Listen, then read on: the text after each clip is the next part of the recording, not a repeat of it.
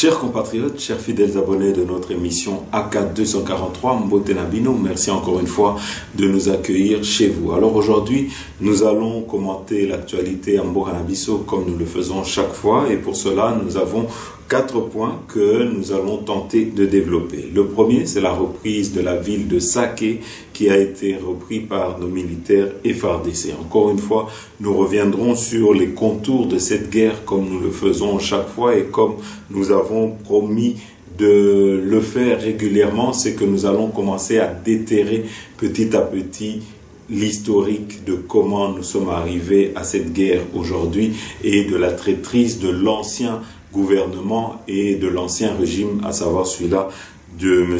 Joseph Kabila. Parce que vous devez savoir ici qu'il y avait une certaine duplicité entre les rebelles du M23 et un plan machiavélique qu'avait mis en place pour pouvoir clochardiser notre armée. Et aujourd'hui, nous sommes en train de subir ces conséquences. C'est que nous avons une armée que nous devons petit à petit redresser, et cela pendant que nous sommes en même temps attaqués par l'ennemi qui profite de certains de nos faiblesses et surtout de la traîtrise de certains de nos militaires. Alors, en deuxième point, nous vous mettrons les images sur ce complot-là. Vous savez que Mouzé Laurent Désiré Kabila nous avait déjà expliqué, nous avait parlé à l'époque de ce complot de cette communauté internationale. Donc aujourd'hui, même si c'est vrai que nous entendons, nous avons le soutien international de beaucoup de gens, de beaucoup de personnes à l'international grâce à la diplomatie du chef de l'État, nous ne devons pas oublier de souligner cette hypocrisie de cette communauté internationale qui est derrière le Rwanda. Parce qu'aujourd'hui, on peut le dire, ce sont des resellers qui vont acheter des minerais qui ont été volés par le Rwanda. Et cela, ils le font au détriment du peuple congolais qui est en train de souffrir de déplacements à cause de cette guerre ignoble qui nous est imposée à cause de nos minerais. En troisième point, nous reviendrons et nous dirons un petit mot sur l'affaire des Kuluna. Vous savez que les Kuluna, ça n'arrête pas. Aujourd'hui, malgré que beaucoup d'entre eux sont envoyés à Angenga et que beaucoup sont condamnés à mort, ce phénomène est en train de persister. Mais vous devez savoir que le gouvernement a et met les moyens pour mettre un terme à ce phénomène-là. Et ici, c'est l'occasion de souligner que contrairement aux méthodes sanguinaires de l'époque de M. Joseph Kabila, qui consistait à les exécuter sommairement, ici, nous avons des programmes qui ont été mis en place, notamment à Kanyamaka CC, avec le général Kabwik, qui fait un bon travail pour relever cette jeunesse en perdition. Alors, nous terminerons notre émission avec des images exclusives de M. Eric Mandala, qui est un mécène de la musique congolaise qui a été attrapé en Espagne avec plus de 200 kilos de cocaïne. Voilà, chers compatriotes, et je crois que vous l'avez remarqué, nous sommes de plus en plus présents, nous sommes de plus en plus réguliers, mais pour nous encourager et pour nous soutenir, nous vous invitons à faire cet exercice d'appuyer sur le bouton j'aime et surtout de partager avec vos amis et dans les groupes WhatsApp notre émission. Cela permet de propager l'information à un plus large public. Alors ici, tu la nos vidéos où ils ont indiqué comment faire pour nous soutenir. Bolada. Chers compatriotes, vous n'êtes peut-être pas encore membre de la grande famille de tous les abonnés de RDC Source Info. Pas de panique. Il n'est pas trop tard. Je vous invite à appuyer sur le bouton abonner. Appuyez également sur le bouton notification. Ça vous permettra, lorsque une de nos émissions sera mise en ligne, vous serez directement informé par YouTube. N'oubliez pas d'appuyer sur le bouton j'aime. Ça nous donnera une bonne cotation auprès de YouTube et ça rendra nos émissions plus visibles auprès de nos autres compatriotes. Donc je répète, nous avons 3 actions à faire. Le premier, abonnez-vous. Deuxièmement, appuyez sur le bouton notification et troisièmement, appuyez sur le bouton j'aime. Ainsi, vous ferez partie de ceux qui encouragent et soutiennent RDC Source Info et vous nous encouragez à continuer à vous informer. Voilà, chers compatriotes, alors premier point, la reprise de Saké par nos vaillants militaires. Avant de vous mettre cette vidéo, nous devons quand même souligner et rappeler ici que nous sommes en guerre depuis plus de 2 ans. Nous avons eu à recruter plus de 10 000 de nos compatriotes qui se sont inscrits dans l'armée, qui ont été formés, et aujourd'hui, malheureusement, nous ne voyons pas les résultats escomptés comme nous l'aurions tous voulu. Alors ici, je crois qu'il faut souligner une chose, cela c'est à cause du manque de sérieux de beaucoup de nos compatriotes, de beaucoup de personnes qui sont responsables pour encadrer nos militaires, pour payer à temps nos militaires, pour fournir l'armement à nos militaires. Vous devez savoir que nous apprenons tous les jours que l'argent qui est dédié à la guerre est souvent détourné, que les rations qui doivent être données à nos militaires n'arrivent pas au front, que nos militaires souvent ne sont pas payés convenablement. Et donc ici, je crois qu'il est temps que nous puissions prendre cette guerre au sérieux. Bien que si nous regardons en face l'ennemi, M. Paul Kagame, cette guerre pour lui est une question existentielle. Et donc il met le moyen, il prend cette guerre très au sérieux et il faut que nous également, Congolais, parce que nous l'avons vu et ce n'est plus à démontrer, nous avons des jeunes qui sont motivés, qui sont prêts à se battre, qui veulent se battre et qui veulent en découdre avec M. Paul Kagame, qui veulent en découdre avec l'armée rwandaise qui se trouve sur le sol congolais, qui ont le courage et qui veulent aller au front, qui veulent libérer leur pays.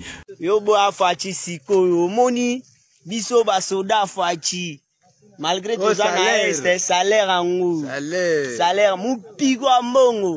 Masasko Bakolombongo basoda banani banani bagololara basoda mama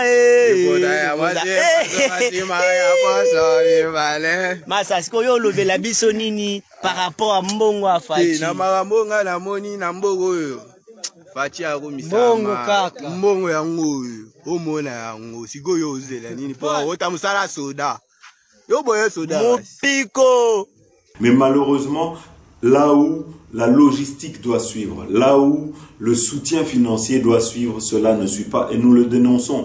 Là où certaines personnes doivent faire parvenir cet argent qui doit servir à la guerre, beaucoup détournent cet argent. Nous devons le dénoncer et il faut que cela puisse changer. Et donc ici, nous encourageons le chef de l'État à continuer les réformes qu'il a entreprises pour que les choses puissent changer. Parce que de l'autre côté, quand nous regardons l'ennemi qui est en train de nous attaquer, lui, il met les moyens pour arriver à ses objectifs. Donc il serait temps que nous puissions également prendre au sérieux cette guerre. Alors ici, nous n'allons pas trop critiquer ni émettre trop d'avis négatifs. Nous avons également des bonnes nouvelles, dont notamment, comme nous vous l'avons dit, la reprise de Saké par nos vaillants militaires. Mais ici, en tout cas, c'est un cri de détresse, c'est un cri d'alerte que nous lançons parce que l'ennemi est aux portes de Goma et qu'il faut que nous puissions prendre cette guerre au sérieux pour infliger une défaite mémorable à nos ennemis. Alors, nous allons vous mettre les images. Nous avons, et vous le verrez vous-même, récupéré Saké, mais vous devez savoir que entre-temps, il y a beaucoup de nos territoires qui ont été conquis par le M23 et nous devons en tout cas mettre les moyens. Nous avons nos jeunes qui sont prêts à combattre, nos jeunes militaires, nos Wazalendo, ils sont là, nous devons que les soutenir. Et si il y a le soutien financier et s'il y a le soutien en armement et si nous prenons au sérieux cette guerre, nous pensons que nous ne pourrons même pas faire 6 mois et en moins de 6 mois, nous terminerons cette guerre. Alors ici, Tochelibinoba image, Bolanda. L'armée a repoussé les M23 au-delà de la cité de Saké. Le gouverneur militaire de la province du Nord Kivu, le général-major Peter Sirimwamine Kuba, s'est rendu le 23 janvier 2025 sur la ligne de front proche de Mubambiro pour assurer la population et remonter le moral des troupes engagées sur le terrain. Les forces loyalistes appuyées par la force de la SADC, SAMI RDC, ont repoussé l'ennemi au-delà de la cité de Saké, située à 27 km au sud-ouest de la ville de Goma, siège des institutions provinciales du Nord Kivu, dans l'est de la République démocratique du Congo, rapporte ce jeudi 23 janvier, une dépêche de l'agence congolaise de presse qui citait la cellule de communication du gouverneur militaire du Nord Kivu, le général-major Peter Sirimwamine Kuba. Alors que certaines rumeurs annonçaient l'occupation de la cité de Saké par la rébellion, les services de communication du gouverneur notent que le chef de l'exécutif provincial était au front. Le gouverneur militaire de la province du Nord Kivu, le général-major Peter Sirimwamine Kuba, s'est rendu jeudi sur la ligne de front proche de Moubambiro pour assurer la population et remonter le moral des troupes engagées sur le terrain. Le gouverneur a tenu à démentir aussi les rumeurs concernant sa possible fuite de la ville de Goma vers d'autres coins sécurisés, ajoute son service de communication. Une panique généralisée a été constatée depuis le matin de ce jeudi 23 janvier dans la ville de Goma, au Nord Kivu. Cette situation faisait suite à certaines informations distillées sur les réseaux sociaux, faisant état de l'occupation de la cité de Sake à 27 km de Goma par les rebelles du M23. Les populations de Sake et de Muganga se sont réveillées sous des détonations d'armes lourdes. Pris de panique et dans leur fuite, certains ont été blessés par balles et par des bombes larguées à Moubambiro, entre Muganga et Sake, exacerbant la peur au sein de la population. Malgré la panique observée ce jeudi dans la ville de Goma, les activités au poste frontalier de la Grande Barrière, reliant Goma en RDC à Gisni au Rwanda, se sont déroulées normalement. La traversée entre les deux pays s'est poursuivie sans interruption, tout comme les échanges transfrontaliers, permettant le maintien des flux commerciaux et des déplacements habituels. Cependant, dans la ville de Goma, des activités ont été en grande partie paralysées. Source: Radio Kapi.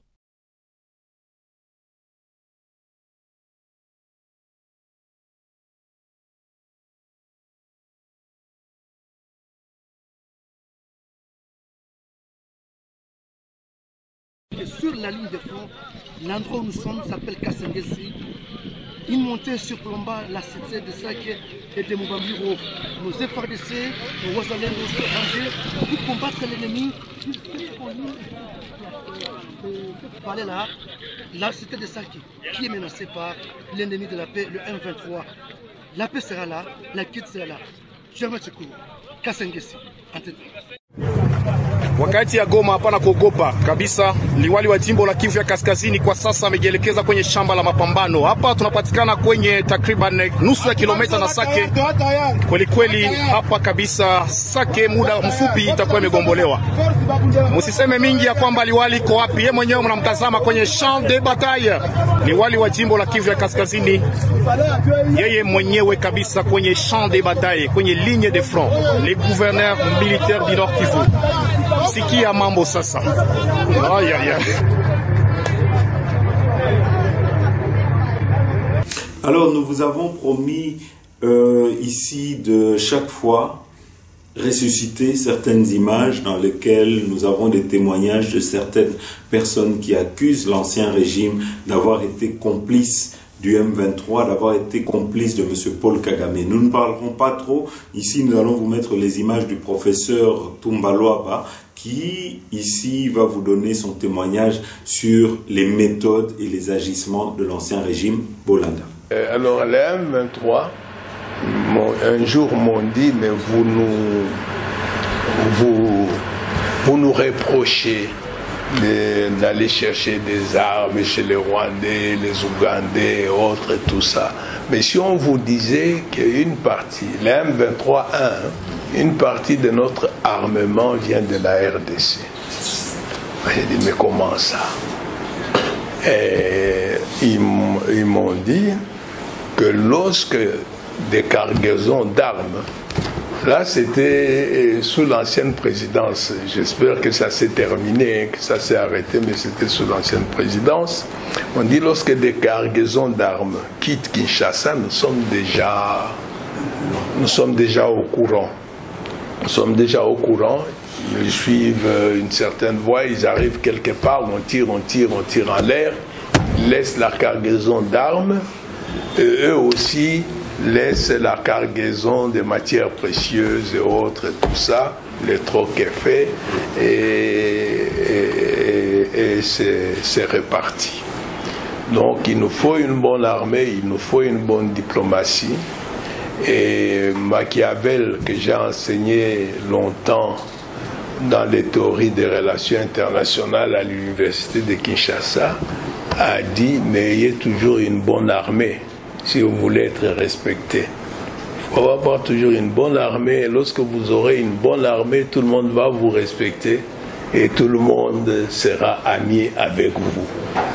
Voilà, chers compatriotes, autre chose quand même à souligner et qui est d'une importance capitale, c'est qu'aujourd'hui, petit à petit, même si nous ne le voyons pas encore, c'est que, je vous avais dit, les voyages du chef de l'État, il ne fait pas des voyages touristiques, mais il fait plutôt une diplomatie agissante dans lequel il est en train d'aller plaider partout dans le monde le cas de la RDC. Mais malgré cela, nous voyons le chef de l'État qui ne se fatigue pas, qui continue à aller parler au nom de la RDC et pour que cette guerre injuste qui nous est imposée puisse cesser. Ici, nous commençons à voir les résultats. Les résultats, c'est que ce soit certains députés, que ce soit au Parlement européen, que ce soit en Amérique, un peu partout aujourd'hui, ils sont en train de condamner M. Paul Kagame. Petit à petit, les voix commencent à s'élever. Nous l'avons vu, ce n'est pas nouveau.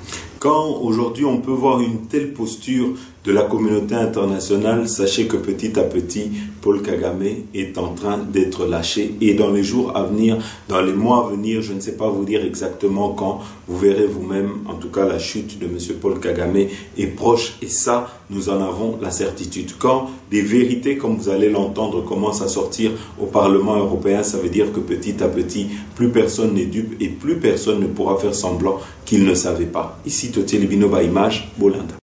Une condamnation à mort est une sentence que notre Parlement ne peut pas accepter.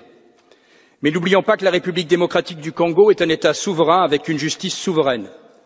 Et concernant cette tentative de coup d'État, la RDC a dû faire face à une atteinte grave commise à l'encontre de ses institutions démocratiques. De plus, M. Wando est condamné en première instance et vient de faire appel.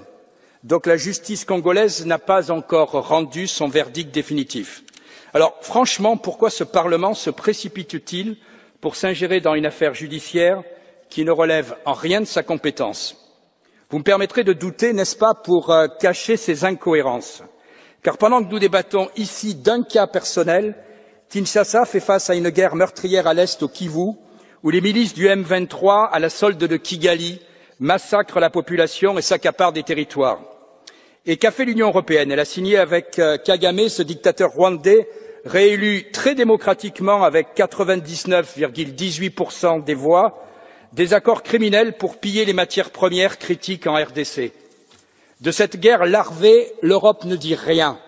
Depuis 20 ans, Bruxelles ferme les yeux sur une situation qui finalement l'arrange bien, à moins qu'on ne découvre bientôt dans ce Parlement ou à la Commission un Rwanda Gate après le Qatar Gate. Aujourd'hui, vous demandez la justice pour ce présumé putschiste, c'est votre droit. Moi, je demande la justice pour les centaines de milliers de morts congolais qui se noient dans le sang des intérêts européens depuis 1998 et que nous couvrons par notre silence complice.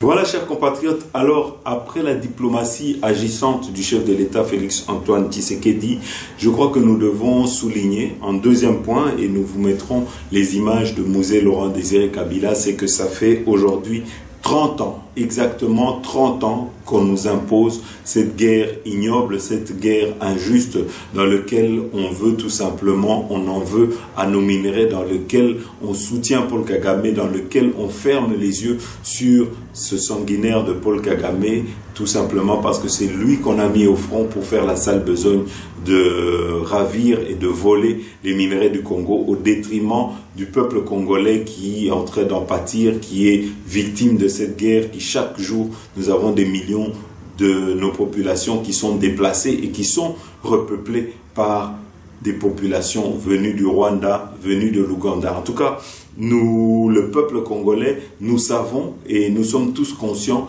de ce qui se passe et nous savons que tôt ou tard, tout cela prendra fin et que ceux qu'ils ont installés sur le sol congolais finiront par être délogés et rentreront d'où est-ce qu'ils sont venus. Alors, ici, c'est le travail que nous faisons chaque fois quand nous faisons ces émissions, c'est toujours pour aussi enseigner aux plus jeunes, pour que le peuple congolais n'oublie pas le complot qu'on nous a imposé par cette communauté internationale. Alors ici, sans plus tarder, nous allons vous mettre déjà les propos à l'époque de Musée Laurent Désiré Kabila qui nous appelait à la vigilance. À cette époque, il portait notre voix à l'international, mais malheureusement, plutôt que d'être entendu, la communauté internationale avait préféré le liquider, avait préféré l'assassiner en utilisant le Rwanda. le peuple doit se mobiliser. Tout le monde s'est préparé pour confronter l'ennemi. Dans chaque village, les gens doivent prendre les armes, même les armes traditionnelles, les flèches, les lances et autres choses. L'essentiel est d'écraser l'ennemi, parce que sinon on va devenir l'esclave de ce petit messier de Hutu, de Tutsi plutôt. C'est donc clair qu'on doit se défendre et qu'on est obligé de se battre sur son propre territoire d'abord, pour éjecter dehors les agresseurs. Parce que quelqu'un l'a dit dans la salle,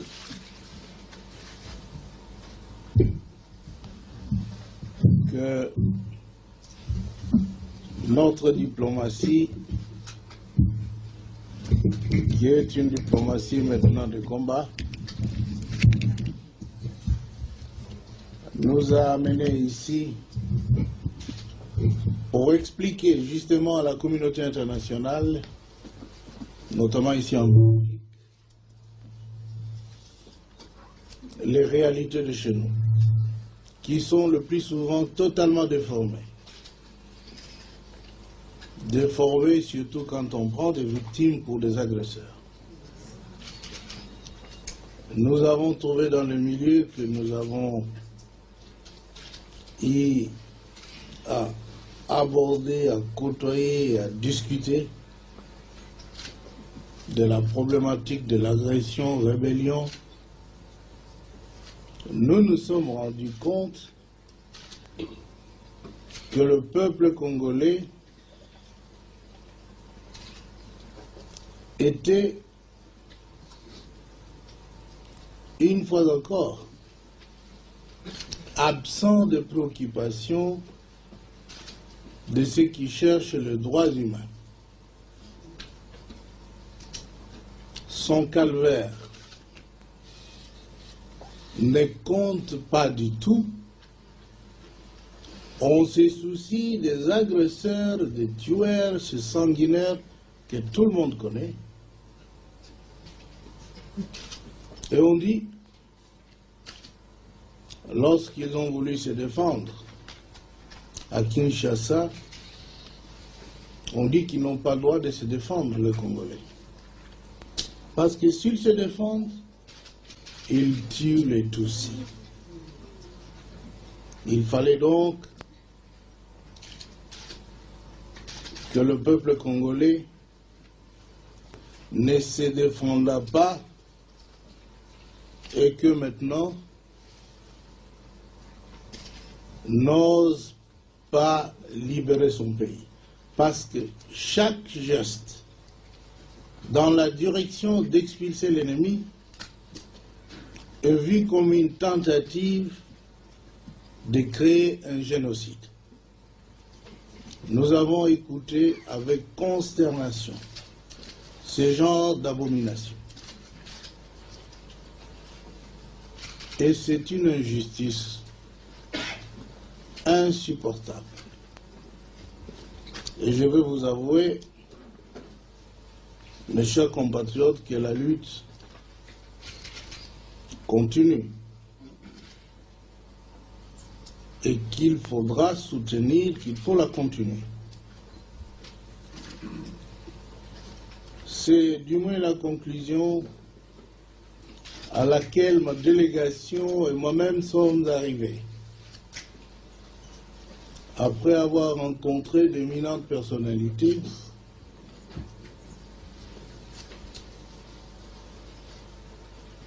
et nous nous sommes laissés dire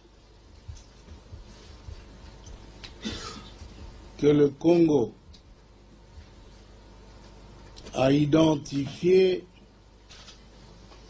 l'ennemi dans une tribu. Et nous avons dit quelle tribu, naturellement, ils ont parlé de tribu Tutsi. Et comme tout le monde le sait, l'armée rwandaise, burundaise, sont des armées mono-ethniques. Et lorsque l'armée rwandaise est venue chez nous, on a vu une seule ethnie, Tutsi.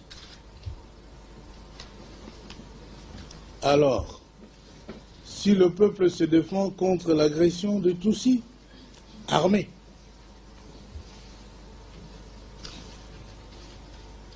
voyez-vous, que l'on dise on veut exterminer les Tutsis. Alors qu'est-ce qu'il faut faire? Les laisser liquider le peuple congolais physiquement, les laisser nous asservir comme ils ont fait chez eux, avec la majorité Hutu. Quand est-ce qu'on fera une différence entre les Tutsis armés, qui est dans les forces armées, et l'agresseur Tutsi, qui vient toujours armé, qui n'a jamais laissé des armes chez eux, pour venir au Congo en balade, et pour dire que les Tutsis sont venus chez nous en villégiature, alors il ne faut pas les affronter. Vous avez un grand travail, vous, nos compatriotes ici, et je suis content que vous avez tous pris conscience du fait que,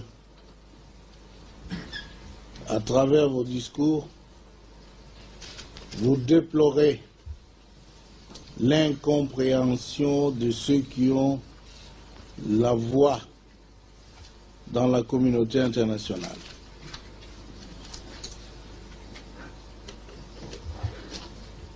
Voilà, chers compatriotes, troisième point, affaire Kuluna. Nous avons des jeunes aujourd'hui qui ont décidé de terroriser la République, de terroriser le peuple congolais, les paisibles citoyens, et tous les jours, nous voyons ces Kuluna avec des machettes qui sont en train d'attaquer dans un peu partout nos compatriotes. Alors, nous nous demandons si la plupart de ces Kuluna qui n'ont pas de parents souvent et qui sont des enfants de la rue, on se demande si c'est pas les enfants issus du viol, parce que c'est des jeunes qui ont 20, 21 ans. Et nous savons qu'il y a eu un complot en 2001 qui s'était passé et que dans ce complot, on avait violé massivement des femmes congolaises. Et puis après, ces femmes ont accouché des enfants qu'ils avaient abandonnés, et peut-être que ces enfants, ce sont ces enfants qui ont été déportés à Kinshasa, et que c'est ces enfants-là, issus du viol, qui seraient peut-être à la manœuvre. En tout cas, nous avons un témoignage du ministre Constant Mutamba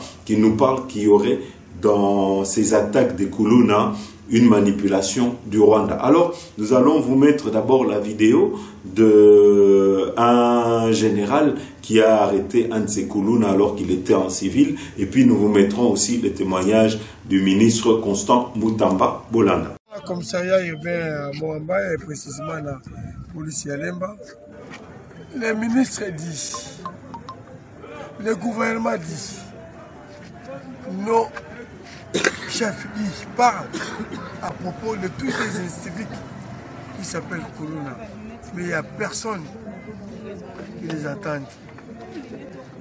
Net Oyo, c'est le message que vous voyez ici.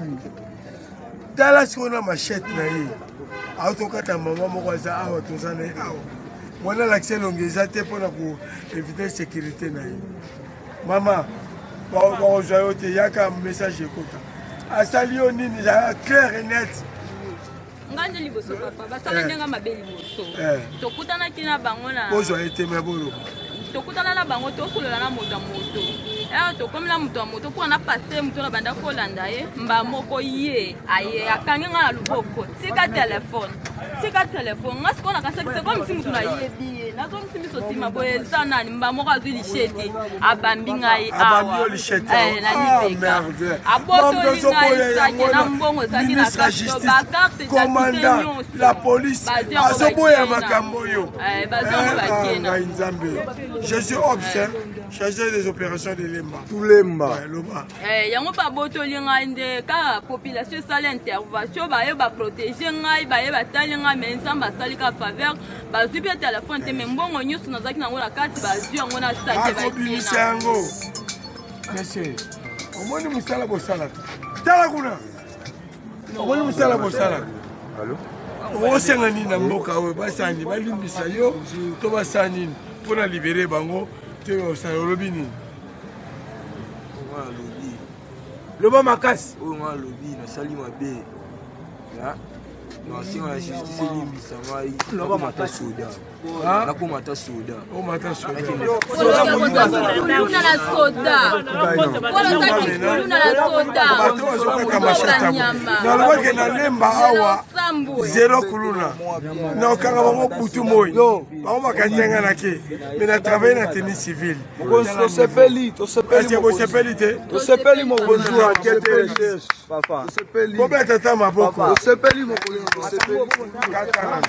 Savez-vous que certains Kuluna Oyo baza recrutés par les Rwandais, oui bien mot, infiltrés,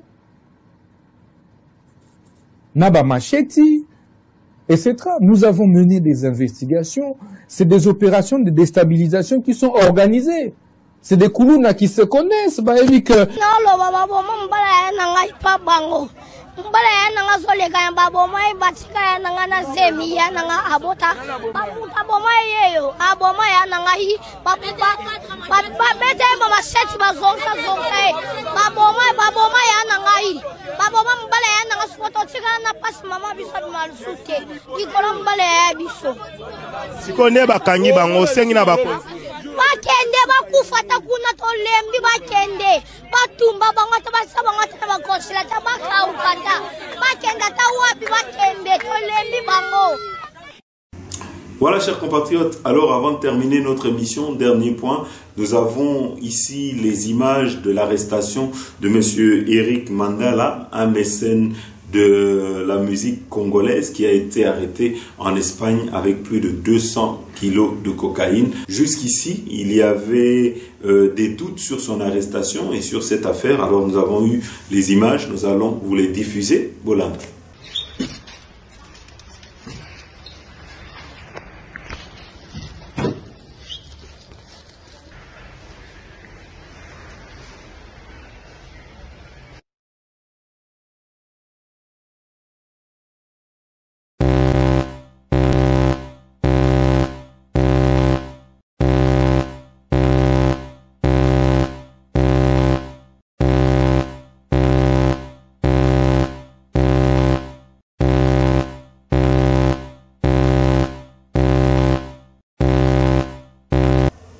Voilà, chers compatriotes, Tokomina Souka émission Nabiso. Merci Nabinonio surtout Bolanda Kibiso. Encore une fois, n'oubliez pas d'appuyer sur le bouton j'aime. Ça permet de donner une bonne évaluation à notre émission et ça permet de rendre plus visible notre émission sur la plateforme YouTube.